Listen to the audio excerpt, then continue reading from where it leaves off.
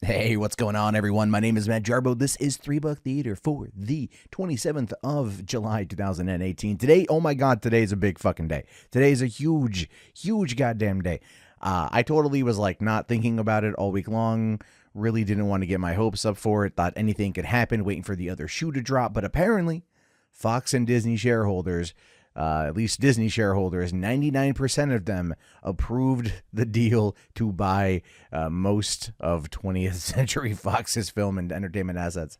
We're talking $71.3 billion deal. This is insane. This is insane. Now, this is what is coming in from Deadline.com. They say Disney said 99% of shareholders approved the company's acquisition of Fox assets, a historic tie-up that will alter the Hollywood landscape. Fox said a majority had approved it, but said the final tally would be stated in an SEC filing at the end of the day. The whole procedure, and check this out, this is true, took 10 minutes, an eye blink in the often slow-moving world of media. Both companies have predicted a close sometime in the first half of 2019. Holy shit. Holy shit. It's happening. It's happening. And it's got some, look, here's the thing. This whole deal is like, for me personally, it really does boil down to like X-Men coming back to Marvel. And I think to many people who are in this particular thing, who are in this particular world and part of this fandom, they're kind of similar in that regard, right? They really just wanted to come on back. They really just wanted to come home. But there are some caveats to that. There are going to be some downsides. Now the thing is here's what it goes on to say, because I just want to cover up the rest of the info here. So it says the pending $71.3 billion deal still has to pass through some regulatory hoops, but one of the most consequential reviews was completed a few weeks ago when the Department of Justice reached a settlement with Disney. Provided that Fox's collection of regional sports networks is divested, the antitrust division of the DOJ, the same outfit that continues to target AT&T's Time Warner merger, said the Disney-Fox deal can proceed. Now, that to me is interesting. That to me is interesting that the DOJ has got nothing against that. They're totally okay with that, but it's the AT&T Time Warner thing, and that's I do think that's a little bit more on the personal side of it than anything else, to be honest with you. But that being said, Comcast is out of the way now. They are officially done. They've already officially pulled out last week, but this locks it in place that they can't. That they basically just made the agreement. Yeah, we're gonna give you $71.3 billion in order to get this shit. Now, when it comes to the movie side of things, when it comes to especially like the X-Men side of things, now yesterday there were the rumors, obviously, that that Dark Phoenix and that New Mutants, these things were canceled beyond belief. And then what I'm hearing from Jeremy Conrad is that everyone is gone with the exception of Ryan Reynolds, because Deadpool, I think Deadpool under Fox and Kevin Feige and shit could probably be the $1 billion movie. They would have to just release it at the right time. Releasing Deadpool 2 3 weeks after Infinity War, I think hurt it. I think really hurt it. And I think even Solo coming out a week later hurt its second week numbers, even though it still did really well on its own in that second weekend. I mean, timing matters here. Spacing out matters. And usually 2 weeks may not be enough anymore. You know what I mean? Maybe not enough. I still think Deadpool would have done better had it had not as much competition around that time, to be honest with you. The movie was fantastic. But from what Jeremy Conrad is saying, he's saying that essentially, like, you know, all the cast of Dark Phoenix, they're gone. So they're not going to be tied into the MCU, which is a bit of a shame. I'd love to see them kind of come over in that particular regard. I guess there's no X-Force. X-Force is being scrapped, which would mean Drew Goddard once again gets fucked out of a comic book deal. Maybe they'll bring him in. Maybe they'll be able to tie it in. And I don't know. I mean, we'll have to wait and see what's going on. This is what he says, you know, granted, all this comes with a grain of salt. But at the end of the day, this is returning home. They're going to be bringing it back together. Fantastic Four, Deadpool, X-Men, what people want. Now, does this mean that, you know, shows like Legion could be canceled? I mean, season 3 was greenlit. I don't know. I mean, The Gifted, is that going to be canceled? Season 2 is currently getting ready to air here pretty soon. So there's a question there, like whether or not these other properties are going to end up being kind of caught in the crossfire. And it's entirely possible that Disney might just say, yeah, we don't want it. We don't want any of this kind of cross contamination, so to speak. I do think it would be wiser for them to find a way to tie it in to the overall MCU instead of just starting from scratch, because people have already built connections to these characters, which, I mean, the casualties are going to be inevitable. We're hearing that there's going to be about 10,000 jobs lost as a result of this merger. And anything involving Fox Animation, like Blue Sky, those guys, they're going to pretty much be out of work. Now, hopefully, they'll be able to all get jobs, but there are going to be casualties to this acquisition, and that's sad. That's the downside to it. But there's still the upside, which is that the fans get what they want. And I know that sounds like, to me, when I say it out loud, it comes across more like, it's kind of a dick thing to say, right? It's kind of a dick thing overall to say. It's like, oh, well, I'm sorry you lost your job, but I get to see fucking X-Men. Maybe it's because I'm a little bit older now. I actually feel like I feel a bit more like bad about that. But can we just could you buy the company and then let people keep their jobs? Is that a possibility? Yeah, business sucks. But at the end of the day, this is where we are. And it's if they're closing in early 2019, that's going to mean everything that was going to be coming out as a result. Like, the thing is, they were hoping for Dark Phoenix and New Mutants to come out before that deal closed. And now it looks like New Mutants is not even going to make that mark, because that's coming. They pushed that to August of next year, which just makes no damn sense. And then, of course, with Dark Phoenix being February.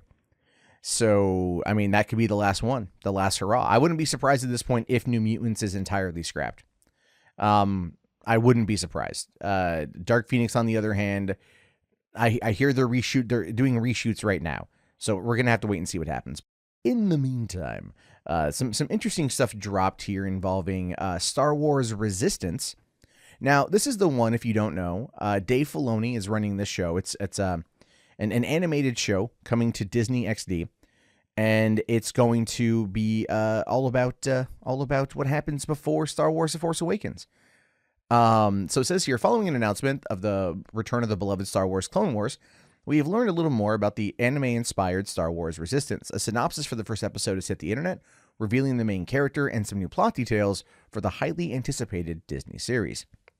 Now, according to a German Star Wars fan who was able to translate the synopsis, it says here that Resistance fighter Poe Dameron tasks young pilot Kazuda Kaz Ziono with spying on the First Order. At the time, little was known about the secretive organization and its strength. In order to fulfill his mission, Kaz travels to the space station Colossus, which is being used by many ships as a port to refuel and do repairs. However, there are also dangerous races taking place there. After Kaz bragged with his piloting skills at his arrival there, he is soon drawn into one of the races. Okay, so we know that Kaz Ziono, I'm probably mispronouncing that, is going to be the person, right? We know that that's going to be the thing. We know that that's going to be the main character and whatnot. So we're going to have to wait and see. I don't personally, that's the thing with the pilot episode of the show. Okay, so the kid, so Poe goes to this kid, right? Because it's always a kid. I mean, Disney XD, it makes sense, right? A young adult, so to speak. Goes out there and says, "Hey, I need you to go to this space station Colossus, and spy on the First Order." And then he gets there and he's all he boasts, "I'm a great pilot. Yippee!" It kind of sounds like that's a bit of a we've kind of seen that before, right? And then he gets dragged into one of the races. My question is, will there be pods? Are there going to be pods in these races? And you know what? There absolutely fucking should be. There absolutely fucking should be pods. I just think that would be a massive callback. We haven't seen pod racing in quite some time. It was one of the few cool parts in the Phantom Menace that's kind of withstood the last 19 years. And so let's do that. Let's do that one. So the thing is, though, I don't quite know how much Dave Filoni is going to be involved in the Clone Wars final season and this. I don't know if he's going to be dividing him too much. But I think if anyone can really kind of bring it in, I think if anyone can kind of bring it home, it's going to be him. And right now it's set to premiere sometime this fall. We don't know We don't know when. I'm thinking October, somewhere in there. And that's cool. I'm looking forward to watching it. I don't really care for the anime-inspired animation, but is Dave Filoni in Star Wars, so I definitely have to give it a shot. You know what are fun stories? Stories that involve the killing of a deity, right? I think a lot of like powerful mythological stories, deal with that particular one. And there's been one, in recent years that has pissed off, let's say, the Catholic Church. And so if you're Catholic and you're listening to this, I do apologize. But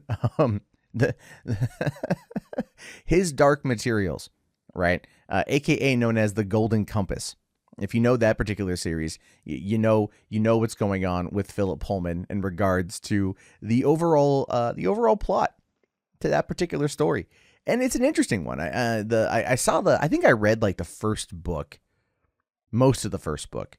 I was listening to the audiobook. I never finished it. I know that much. I never got into the second ones either because I was waiting for the movie to come out, right?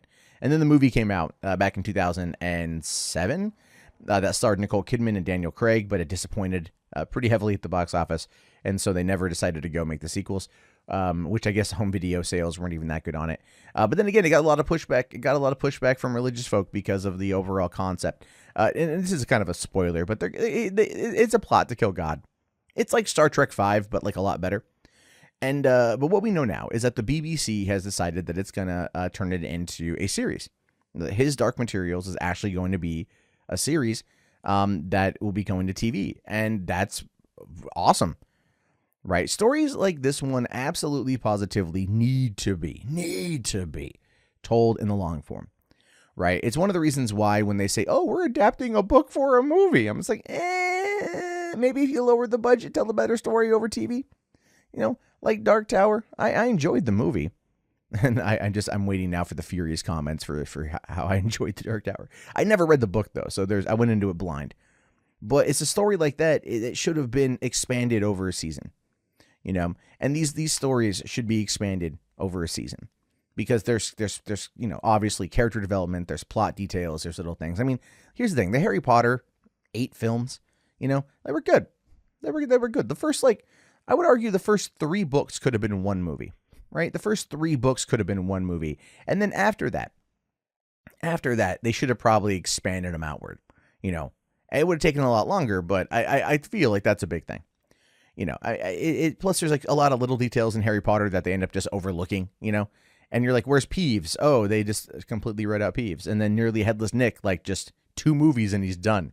Even though he has one of like the most pivotal emotional moments in book 5, but like whatever. Not like John Cleese isn't doing anything. I get off topic here. Anyway, so what you need to know about his Dark Materials is that Oscar winner Tom Hooper, who directed The King's Speech, will direct the first 2 episodes of the 8-part adaptation. Daphne King, who played Logan played X-23 in Logan, will be playing Lyra, the girl at the center of the story, which is, I'm interested to see her actually act and not just like screech, yell, and cut up some motherfuckers.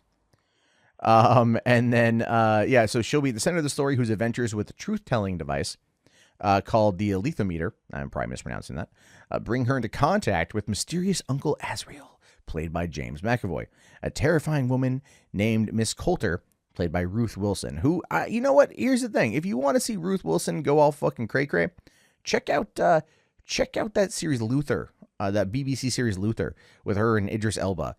She played Alice in that, and she was solid. And then, like, Disney hired her for a whole bunch of movies, right? And, like, she just, like, never hit here in the States. She was in, like, The Lone Ranger. She was in the Saving Mr. Banks. She was in a whole bunch of stuff. And then, like, all of a sudden, like, the thing is, like, none of them really kind of picked up steam. So there's that. And then, but Mrs. Coulter is, she's a vicious cunt of a character. So that's, Nicole Kidman played her very well in the movie. And then, on her journey from Oxford to London and beyond, Lyra meets charismatic aeronaut and adventurer Lee Scoresby, played by Lin-Manuel Miranda. So, I mean, this is like, you're looking at, I'm going to argue, this is some A-list talent that's coming into this thing. This is some A-list talent that's being brought in, which means there's some serious money being put behind this, which is interesting because it's being produced by Brad Wolfe and New Line Cinema for the BBC. right? And it started shooting in London this week, or started shooting in England this week, and that's crazy, right? Like that's crazy that like New Line Cinema is involved in this, which makes me wonder if at any point in time like Peter Jackson's is kind of like floating around to the back, you know. But that's what's going on with the Dark Materials. If you're interested in the Dark Materials, which you might be, I don't know. It's a good book series. From what I've been told, from what I read, I liked, and I liked the Golden Compass. But if you are a religious person, you may not like it. I just want to be fair about that, because of the concept of what exactly Uncle Azrael is up to, and you have to watch the movie to find out. But in this case, you get to watch an 8-part adaptation of the. I'm assuming. I don't know if the 8-part adaptation is. Actually, his Dark Materials might be an 8-part adaptation of the entire thing. Of the entire 3 books. Now that is interesting. That would make some sense. That sounds more like BBC to me. So if I don't know, this article doesn't really give me a lot of info on that one, but if it is an 8-part series that's going to be based off of those 3 books, think of it more like how they've been handling Lemony Snicket's A Series of Unfortunate Events, where you've got 2 episodes is 1 book in the series. And so that's that. If they're handling it like that, and in this case, they're doing maybe 2.5 episodes per book, that would kind of round it up. That would give you about 2.5 hours per movie, sort of thing, or and that could work out. So there's something to consider there. It probably won't even hit theaters, and won't even hit TV until sometime next year. So I look forward to that one. I think it's going to be a lot of fun, and I'm definitely excited. MoviePass. I have MoviePass. I've used it a number of times. I like it quite a bit, but you know what? I every time MoviePass is in the news, it is never good. It is never ever good. And the thing is, it's not like you have movie bloggers that are out to like completely shit on MoviePass. I understand why. I get it. There are lots of problems here, but they hit a bad one last night. So apparently they were having trouble. They were having technical difficulties, if you will, with their with their e-ticketing. It wasn't working for people, and this was happening during a preview screening, the preview showings of Mission Impossible Fallout, which I was actually going to go see it last night. I was gonna use my MoviePass and go see it. And now I'm glad that I didn't. Not that I wouldn't have just paid the money anyway, but at the same time, it's just kind of like, I'm paying you guys $10 a month. I use this thing maybe once a month. I should really just switch over to Cinemark because I live next to one, and it's just easier. I'm not going to be worried about them freaking out. So yeah, what happened here was well, this is they were having a technical outage, and this is what MoviePass says. They say, to our subscribers, we are aware and investigating an issue that is preventing users from checking into movies this evening. We ask for your patience as we look into this and recommend waiting for further updates before heading to the theater. Which basically says, like, there's a problem, don't go and make the system any worse. They go on to say here that we're still experiencing technical issues with our card-based check-in process, and we are diligently working to resolve the issue. In interim, e-ticketing is working. We apologize for inconvenience, and we appreciate your patience while we resolve the issue. And finally, they say here, we've determined that the issue is not with our card processing partners, and will continue working to fix throughout the evening and night. If you have not headed to the theater yet, we recommend waiting for a resolution before utilizing e-ticketing, which is not impacted. So basically, don't go to the theater. Don't go to the theater at all. Like, don't do it. Just don't do it. It's not going to work out well for you. Well, here's why. They're one of their companies that they work with. Its parent company. I got that wrong. Helios and Matheson disclosed in the filings to the Security and Exchange Commissions that the interruption took place, and I'm not even making this up. They ran out of money. They ran out of $5 million. They borrowed an additional $6.2 million from somebody in order to fill their coffers, so to speak. And this, like, that's insane, man. That's just insane. People, they were going to go see the preview screening, and so they went down to the theater to try to go use it. And this is not going to look well for them. But then again, like I said, MoviePass, every single time MoviePass comes up, it always ends up being in a situation where it just gets fucked. But the thing is, it kind of does it to itself.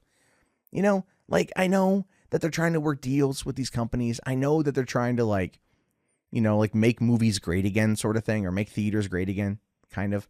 And I get that. And I'm not like against that. You know what I mean? Like I'm not against them trying to like get people to the theater, because I love going to the theater.